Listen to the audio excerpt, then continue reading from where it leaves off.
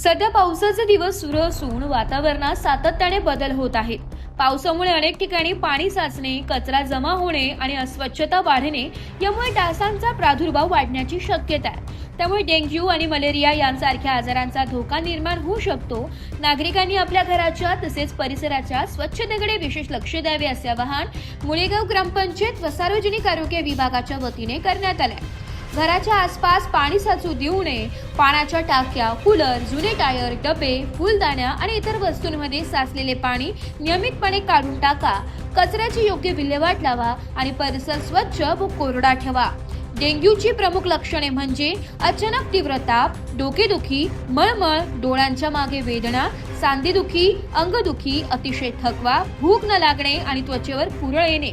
तर मलेरियामध्ये ताप, थंडी वाजणे, घाम येणे आणि अशक्तपणा अशी लक्षणे दिसू लागतात। यापैकी कोणतीही लक्षणे आढळल्यास नागरिकांनी स्वतःहून औषधोपचार न करता तात्काळ जवळच्या आरोग्य केंद्रात किंवा डॉक्टरांकडे जाऊन वैद्यकीय सल्ला घ्यावा।